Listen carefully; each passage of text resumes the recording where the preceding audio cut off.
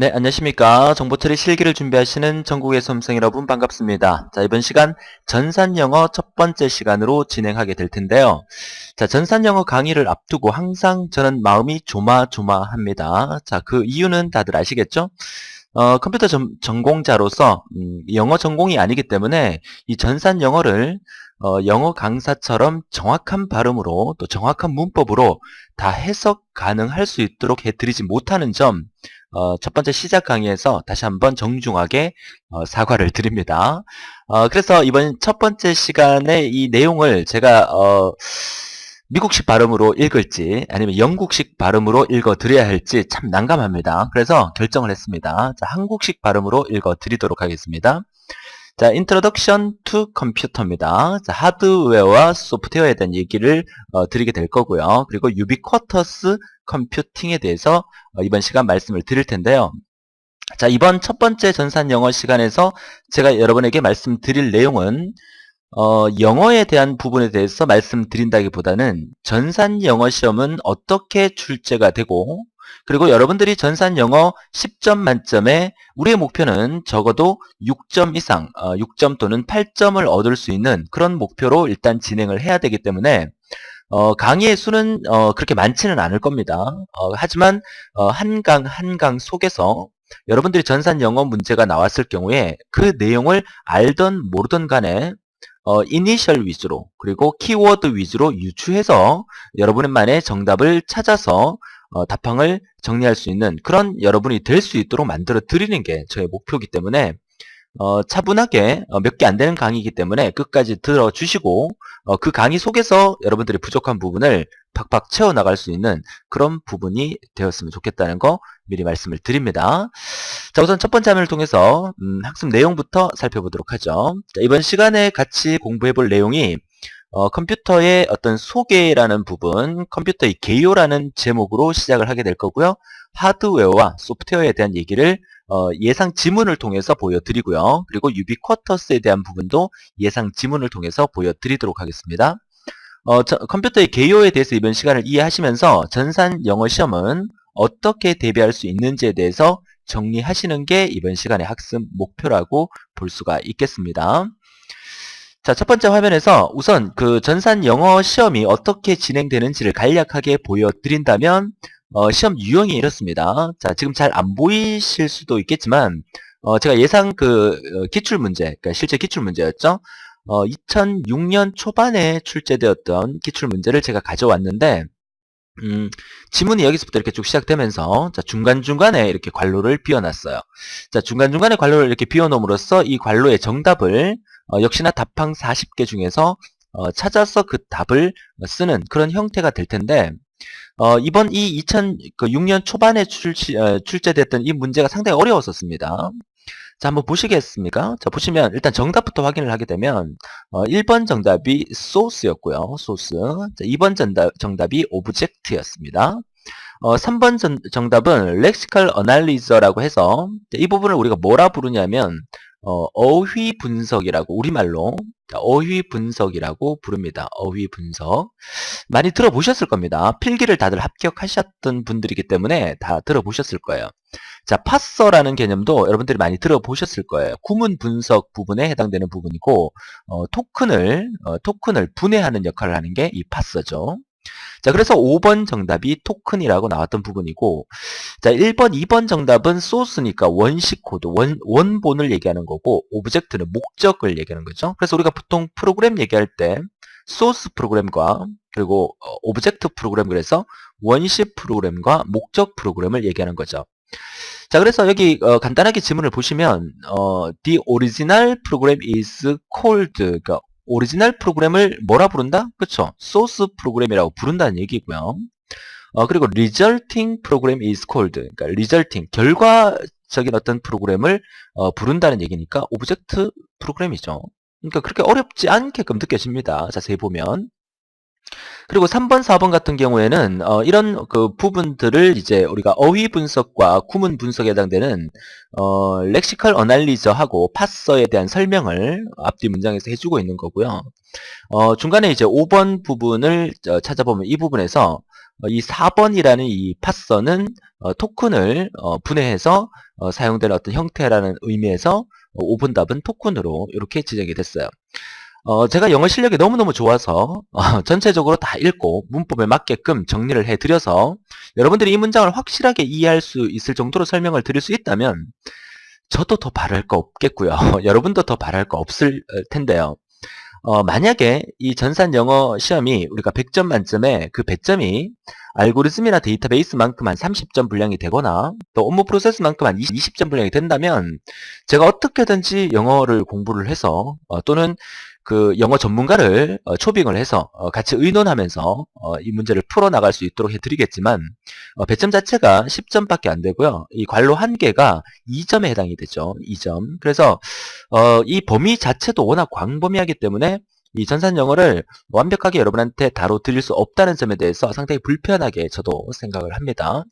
여러분들도 아마 그런 부분들은 충분히 이해하실 거라고 보고요.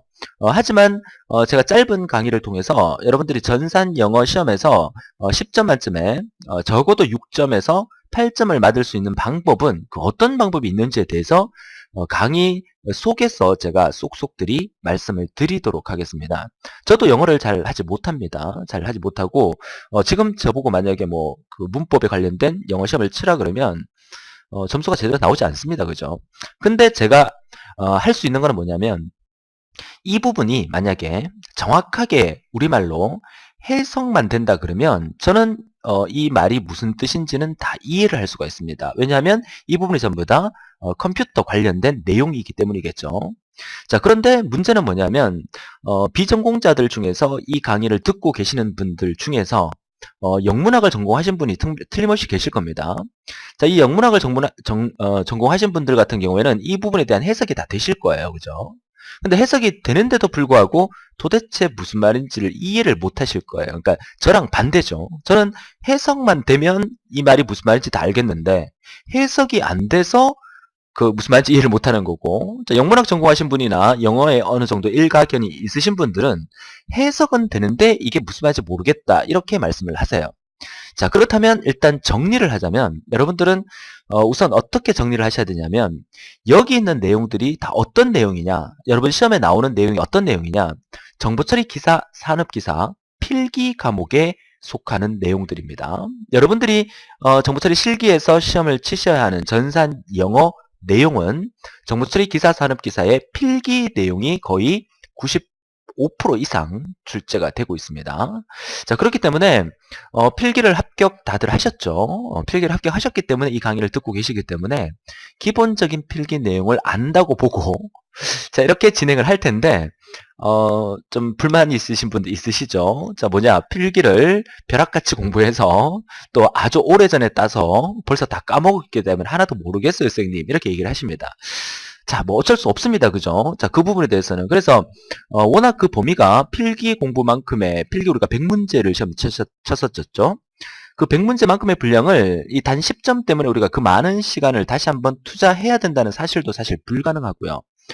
그래서 제가 뭐 이렇게 결론적으로 말씀드리게 되면 우리 알고리즘 30점과 데이터베이스 30점 두 개, 우리는 실기에서는 꽈락이 없죠. 꽈락이 없기 때문에 알고리즘과 데이터베이스 두 과목을 만점을 받으면 60점으로서 합격입니다. 100점 만점에 60점 이상 합격이기 때문에 자, 실수로 알고리즘과 데이터베이스에서 한 개씩 틀렸다 하면 알고리즘 데이터베이스는 괄호 한 개가 6점이죠. 괄호가 5개 나온다고 봤을 때 자, 그러면 이제 이게 24점, 24점 이렇게 된단 말이에요. 그러면 여기서 60점 중에서 12점이라는 점수를 어디서 다른 과목에서 보충을 해야 되죠.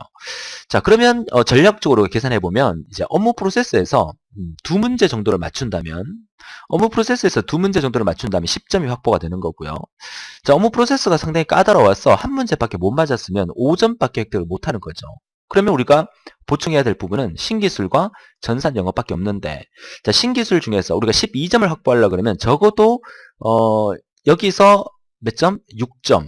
여기서 전산 영어에서 4점. 자, 이렇게 이제 보충을 한다면 6점, 4점에서 10점에 업무 프로세스 5점에 해서 15점을 획득함으로써 알고리즘 데이터베이스에서 한 개씩 틀리더라도 우리는 합격권에 들 수 있는데, 자, 이런 부분들을 여러분 나름대로 개인 성향에 맞춰서 전략을 한번 세울 필요는 있어요. 그죠? 그래서 내가 남은 시간 동안 시험 얼마 안 남았다면 남은 시간 동안 내가 어떤 부분에 조금이라도 신경을 써야 되느냐 하는 부분에 대해서 여러분 스스로가 한번 생각해 볼 필요가 있다는 거죠. 자, 그래서 제가 말씀드리는 거는 지금 우리가 신기술 동향 강의도 제가 몇 개의 강의 안 되게끔 제작을 해서 여러분한테 보여드리고 있지만 업무 프로세스도 마찬가지고 전산 영어도 몇 개의 강의 안 되는 것을 여러분한테 소개를 해드리고는 있습니다만은 여러분이 목표를 하시는 거는 이 전산 영어나 신기술에서 최소한 4점에서 또 6점 이상을 획득하는 것을 목표로 한다 그러면 제가 장담하건대 또 장담이라 말 쓰면 또 나중에 돼갖고 또 막 뭐라 하더라고요. 그래서 장담이라 말은 빼고요. 아무튼 제 생각에는요, 여러분들이 이제 그 시험 치러 가기 전에 전산 영어 강의 몇 개 안 됩니다. 그죠? 그리고 신기술 동향 강의 몇 개 안 됩니다. 그리고 전산 영어 강의나 신기술 동향 강의에서 제가 언급했던 그런 어떤 내용들이 시험에 나온다는 보장도 사실은 없습니다. 하지만 전산 영어나 신기술 강의를 듣고 시험 치러 가시는 분하고 전혀 듣지 않고 시험 치러 가시는 분하고는 제가 확실하게 말씀드릴 수 있는 게 적어도 2점에서 4점의 차이가 납니다. 왜? 시험에 나오는 것을 제가 수업 시간에 언급을 한 게 시험에 나오지도 않았는데 불구하고 2점, 4점의 차이가 난다는 것은 전체적으로 시험이 어떤 식으로 흘러가는지에 대한 개념은 잡고 시험 치러 갔을 때 하고 그렇지 않고 시험 치러 갔을 때 하고는 틀림없이 심리적인 요인이나 또 문제를 해결하는 능력에서 차이가 분명히 있다고 봅니다. 무슨 뜻인지 아시겠죠?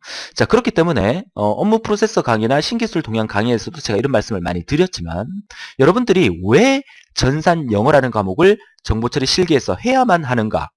그리고 전산 영어 시험은 어떤 식으로 출제가 되는가? 또 지문 중에서는 어떤 단어들이 많이 나오는가? 자, 이런 부분들을 여러분들이 약간만이라도 시간 투자를 해서 물론 이 알고리즘과 데이터베이스 공부하기도 바쁜데 전산 영어에서 많은 시간을 투자하라는 얘기는 절대로 아닙니다.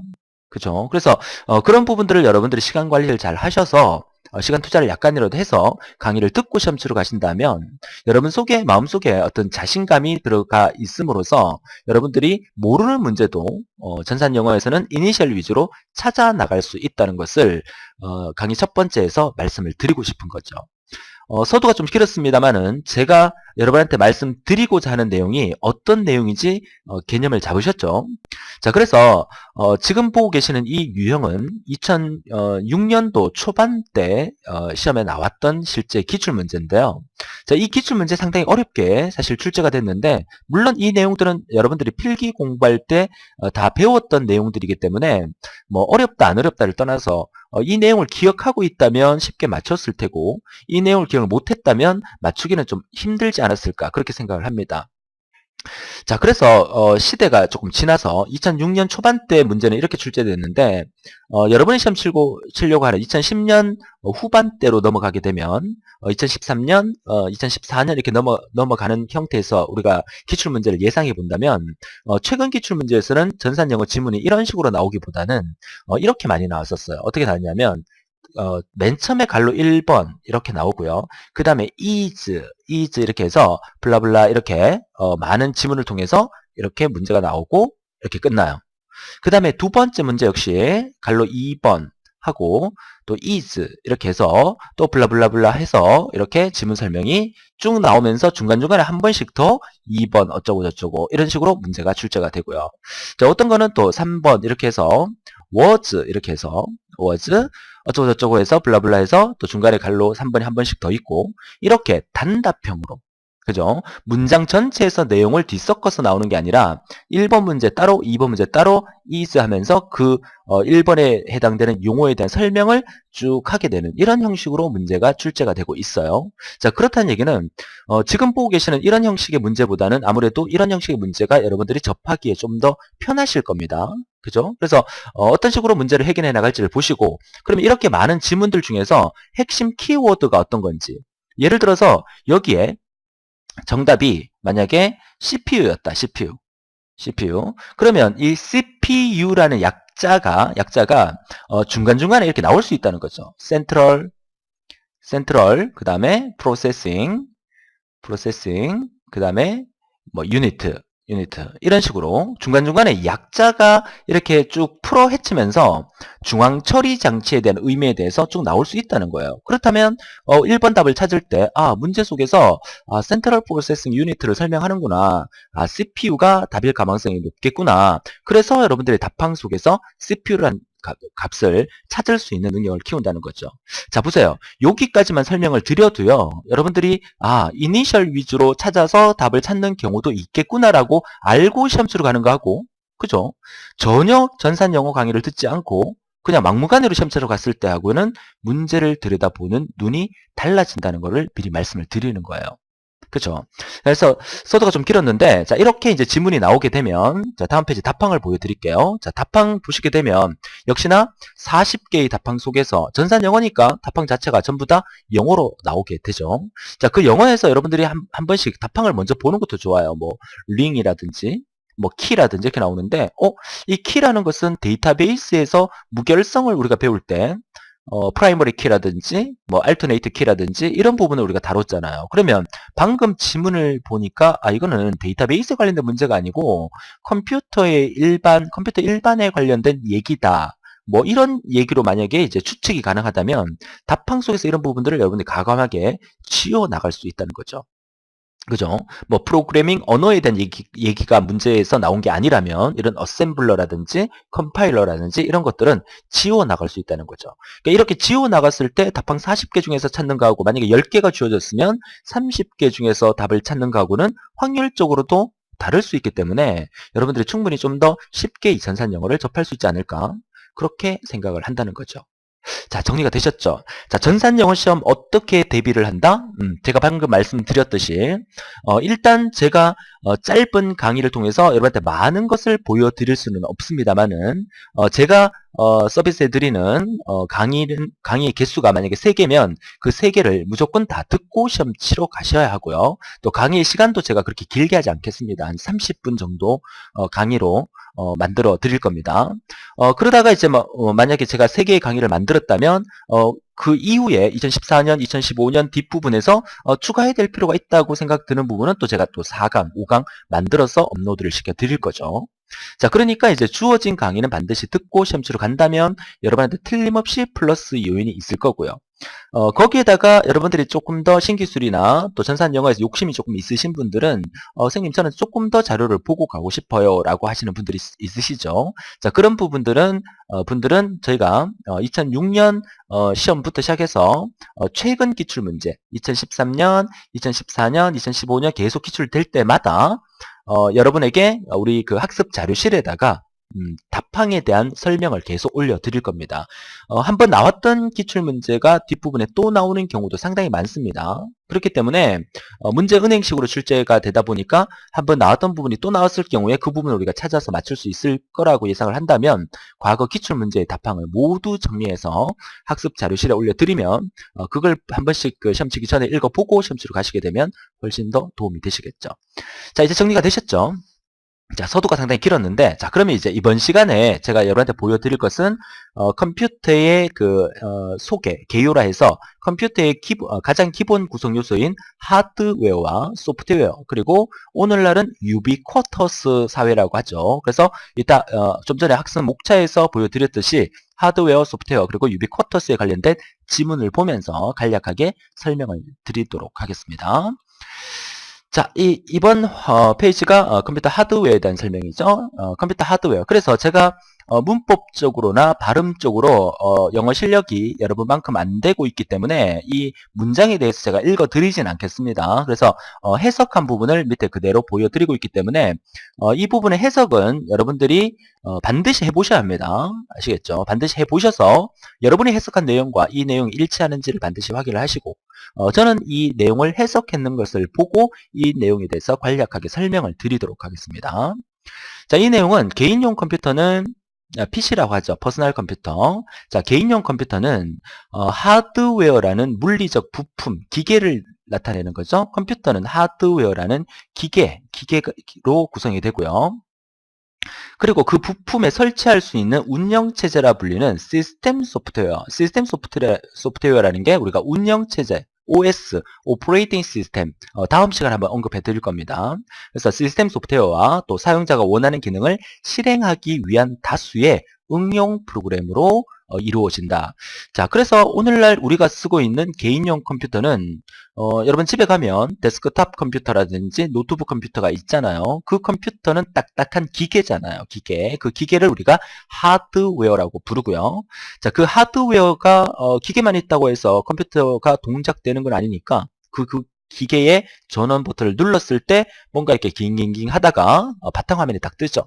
그 바탕화면이 뜨게끔 만들어주는 윈도우즈라는 게 뭐가 되는 거예요? 바로 운영체제라는 게 되는 거죠. 자, 이 운영체제에 대한 부분은 우리가 다음 시간에 제가 언급해 드릴 겁니다. 그래서 컴퓨터는 크게 하드웨어라는 기계와 또 논리적으로 구성된 소프트웨어, 프로그램으로 나눈다는 얘기를 하고 있고요.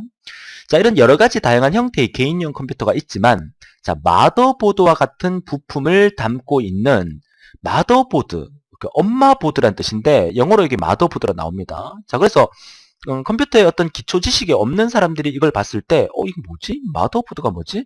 영어 사전에 찾아봐도 이 마더보드는 잘 없어요. 그죠? IT 용어 사전에 찾아봐야 있죠. 자, 이 마더보드라는 것은 메인보드를 얘기하는 겁니다. 다른 말로 메인보드, MAIN이죠. 메인보드를 얘기하는 거예요. 그러니까 컴퓨터의 대부분의 부품들이 그 큰 이제 그 메인보드에 다 이렇게 장착이 돼 있는 거죠. 그죠? 그러니까 여러분 집에 컴퓨터를 혹시 뜯어 보셨는지 모르겠지만 컴퓨터를 뜯어 보게 되면 큰 직사각형, 정사각형 형태의 그 마더보드가 있어요. 그 안에 CPU도 꼽혀 있고요. 주기억 장치인 DRAM도 꼽혀 있고요. 여러 가지 이제 전자회로들이 막 꼽혀가 있죠. 자, 그런 형태로 우리가 마더보드라고 하는데 이 마더보드와 같은 부품을 담고 있는 타워 모양의 케이스. 여러분 집에 컴퓨터 데스크탑이 타워 모양의 케이스 맞죠? 또는 이제 뭐 알루미늄 셰시 같은 걸로 구성되어 있는 그런 개인용 컴퓨터가 가장 보편적이다라고 설명을 해주고 있는 거죠. 자, 그러니까 결국 이 하드웨어라는 게 이 지문 속에서 이렇게 괄호로 이렇게 비어져 있으면 이 하드웨어니까 물리적인 어떤 장치로 돼 있다. 그러면 하드웨어구나. 이렇게 여러분들이 이해를 하실 수가 있으면 되겠죠. 자, 그 아래 문장 계속 볼까요? 자, 컴퓨터 하드웨어 consists of input device. 제가 영어를 읽었습니다. 네. 자, 이거 무슨 말이냐? 컴퓨터의 하드웨어는 인풋이라는 입력 장치와 그리고 아웃풋이라는 출력 장치, 그리고 여러 가지 회로들, 그리고 기억 장치, 처리, 연산에 행해지는 CPU, 중앙 처리 장치로 구성되어 있다. 자, 여기서 말하는 이 CPU라는 게 이 Central Processing Unit라고 해서 중앙 처리 장치 CPU라고 얘기를 하는 부분이죠. 그러니까 이런 부분들이 시험 문제에서 쉽게 나오면 충분히 나올 수 있는 부분이기 때문에 컴퓨터 하드웨어라는 것은 컴퓨터의 어떤 기계적인 부분을 의미하는 거다라는 개념을 잡으시고 하드웨어에 대한 개념을 정확하게 이해를 하세요. 자, 그렇다면 다시 한번 말씀드리지만 자, 이 컴퓨터 하드웨어라는 부분을 제가 지금 소개를 해드렸는데 이 컴퓨터 하드웨어가 시험에 나올까요? 안 나올까요? 하드웨어, 지금 이 문장이 시험에 안 나옵니다. 자, 시험에 안 나옵니다. 왜? 가장 기초적인 부분이고 이 하드웨어가 시험에 몇 번 나오긴 했었어요, 사실은. 근데 여러분 시험에 이게 나온다고 생각을 하지 마세요. 그러니까 지금 전산영어 강의에서 진행되는 모든 것들이 시험에 나온다고 생각을 하지 마세요. 여러분들이 제가 만약에 시험에 나오는 거 위주로 강의를 한다 그러면 전산영어 강의를 10강, 20강, 알고리즘 데이터베이스가 20강, 뭐 15강밖에 안 되는데 이 전산 영어를 10강, 20강을 만들 수가 없어요. 그러면 여러분 그 공부하시는데 너무 많은 부담이 되세요. 그죠? 자, 그래서 몇 강 안 되기 때문에 제가 전산 영어에서 몇 강 안 되는 강의를 해 드릴 때 그 속에서 나온다는 생각보다는 전산 영어 시험 문제가 나왔을 경우에 어떤 식으로 해결할 건지에 대한 부분을 생각하면서 공부를 따라와 달라는 거 부탁드릴게요. 그러다가 제가 강의했던 짧은 강의에서 나오면 어떻게 할 건데요? 나오면 너무너무 좋은 거 아닙니까? 그죠?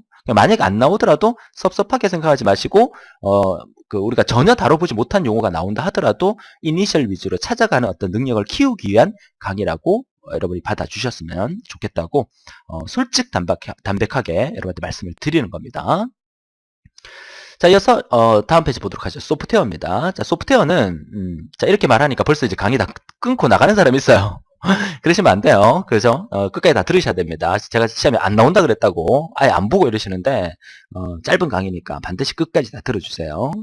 자, 컴퓨터 소프트웨어는 일종의 프로그램이죠. 그래서 소프트웨어는 컴퓨터 프로그램 그리고 컴퓨터에게 무엇을 어떻게 해야 하는지에 대해서 알리는 어떤 명령을 규정하는 연관 데이터의 집합을 의미하는 게 바로 소프트웨어다. 그러니까 소프트웨어의 하나의 정의를 설명해주고 있는 문장이 나오고 있는 거고요.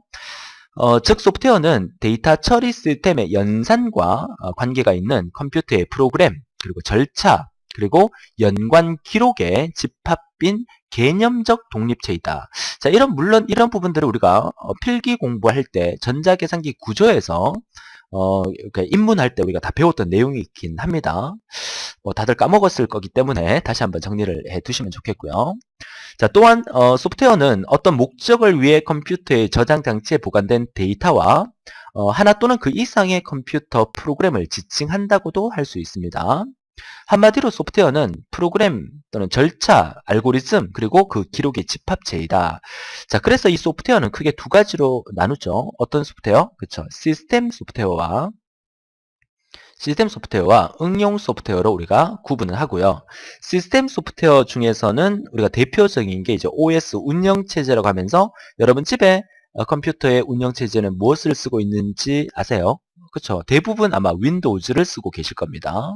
윈도우즈의 윈도우즈 버전이 뭐 7이나 8이나 이렇게 쓰고 계시겠죠. 자, 응용 소프트웨어의 대표적인 것은 뭡니까?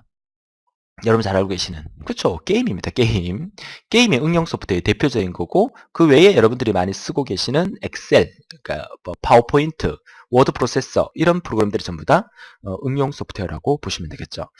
자, 이렇게 해서 우리가 소프트웨어에 대해서 알아봤는데요. 소프트웨어에 대해서 시험에 나올 거를 조금 기대는 하면서 넘어가도록 하겠습니다. 자, 컴퓨터의 구조에 대해서 이제 간략하게 설명을 드렸고요. 이제 다음 페이지에서는 유비쿼터스에 대한 얘기를 해드리겠습니다. 유비쿼터스는 우리가 신기술 동양 용어에서도 뭐 설명을 드렸었죠. 그리고 제가 늘 말씀을 드리지만 우리 시험은 신기술 동양에 관련된 용어가 전산 영어에도 나올 수가 있고요. 또 전산 영어에서 우리가 배웠던 용어가 신기술 동양 문제에서 또 한글로 바뀌어서 문제가 나올 수도 있다는 거 명심을 하세요. 자, 오늘날은 유비쿼터스 세상에 살고 있습니다. 우리는 유비쿼터스. 자, 이제 막 시작되고 있는 유비쿼터스 컴퓨팅은, 자, 여기서 말하는 막 시작되고 있는 것은, 제가 생각할 때는 적어도 한 2005년도, 쯤이라고 보는 게 맞습니다. 2013년도, 2014년도는 이미 유비쿼터스화 된 세상이다. 이렇게 보셔도 돼요. 왜냐하면 여러분이 들고 다니는 스마트폰은 언제 어디서나 끊김없이 데이터를 주고받고 사용할 수 있고 컴퓨터를 쓸 수 있는 거잖아요. 물론 아직까지는 그 뭐 산속이라든지 뭐 엘리베이터 속에 들어가면 끊겨서 안 나오고 하긴 하지만 대부분 뭐 와이파이 존이 다 성립이 되고 또 데이터를 그 요금제 이용하게 되면 다 쓸 수 있는 세상이 왔기 때문에 그래서 유비쿼터스 컴퓨팅은 컴퓨팅에서 제3의 물결로 불리고 있고요. 제1의 물결은 많은 사람이 공유했던 메인프레임 시대였고요. 또 제2의 물결은 2005년도 이전을 얘기하는 거겠죠.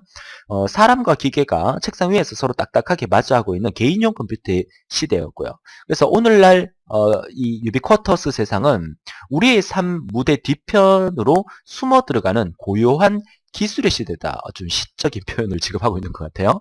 그래서 유비쿼터스 컴퓨팅의 시대로 접어들고 있다. 그래서 애플사의 알렌 케이는 이것을 제3의 패러다임이라고 부른다 해서 유비쿼터스라는 말의 사전적 의미는 언제 어디서나 때와 장소를 가리지 않고 우리가 원하는 정보를 얻고 또 전송할 수 있고 주고받을 수 있다라는 의미의 용어가 바로 유비쿼터스고 유비쿼터스 컴퓨팅이라고 하는 것은 지금 여러분이 들고 다니는 스마트폰 자체가 컴퓨터를 소형화시킨 거기 때문에 그 컴퓨터를 이용해서 유비쿼터스의 모든 어떤 것들을 우리가 이루어 나갈 수 있다. 그렇게 정리를 하시면 되겠죠?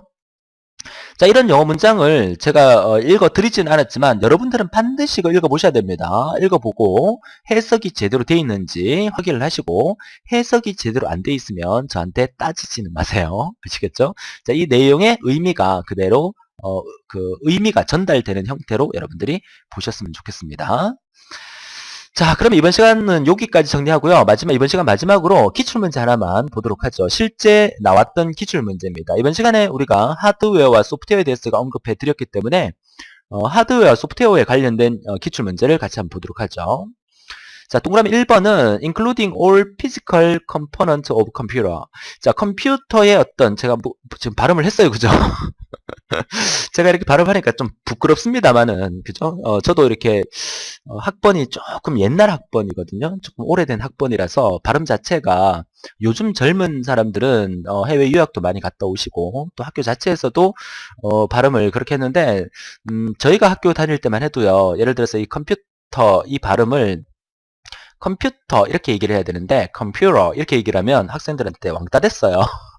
이제 그런 시대가 있었는데 요즘은 이제 정확하게 이제 발음을 해야 되고 또 영국식 발음과 또 미국식 발음을 또 나눠서 또 발음하는 그런 경우도 많던데 아무튼 그 발음에 대해서는 신경 쓰지 마시고요. 여러분들이 직접 해석을 해서 내용을 한번 보세요. 그래서 여기서 말하는 게 이제 physical components라고 했으니까 어떤 컴퓨터의 물리적인 구성 요소를 포함하는 하니까 물리적은 어떤 겁니까? 기계적이라는 말이죠. 기계적인 말이니까 1번 답은 하드웨어가 되겠죠. 그래서 이 하드웨어는 데이터와 하드웨어가 특정 작업을 수행하기 위한 명령어 집합을 제공하는 뭐랑 같다? 어떤 명령어의 집합을 제공한다는 얘기는 기계적인 얘기가 아니라 어떤 논리적인 행동을 의미하는 거니까 2번 답이 소프트웨어가 되겠죠. 그래서 이 하드웨어는 소프트웨어랑 조금 다르다는 의미고요.